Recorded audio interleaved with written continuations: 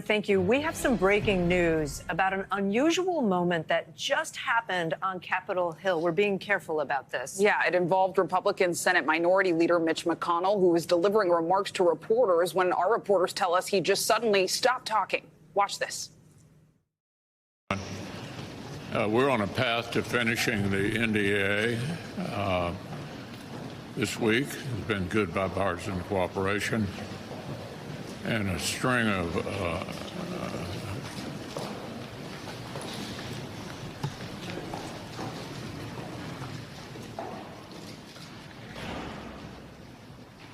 That pause went on for a bit. He walked away from the cameras. Let's get right to NBC News congressional correspondent Julie Tsirkin, who was there at that news conference.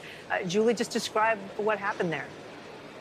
Yeah, unusual is sort of an understatement here. His aides, just in the last minute, as I was standing here, offering some more explanation for what happened there, because from McConnell's part, he did come back to the podium. He did take reporters' questions and appeared to be fine. He said, quote, "I'm feeling fine," when a reporter followed up and asked him if he's able to perform his job. He said, yeah. His aide just telling us that McConnell felt lightheaded for what they describe as a moment. He stepped away because of that. He came back to handle Q&A, which, as everyone observed, was sharp, so you could see his aides defending their boss. But look, ever since McConnell suffered from that fall at a nearby hotel in D.C. at a fundraiser back in March, when he was absent, he was out of the Senate recovering, first at a hospital, then afterwards at a rehab center before returning home in D.C.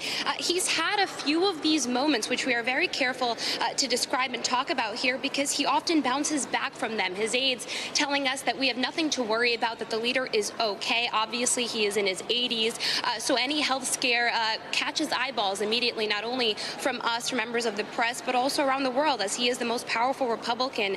He's the top Republican, the Republican leader in the Senate. I should note, at the end of that press conference, there was a question that he did not answer. He sort of smirked at it, from a reporter who asked him if he has anyone in mind that could take over his job. He's repeatedly said he can do it confidently and faithfully, and that there is nothing wrong. And again, he told reporters that he is fine. But of course, we're going to keep asking his team for more of an explanation here in what is becoming some sort of a pattern over the last few months.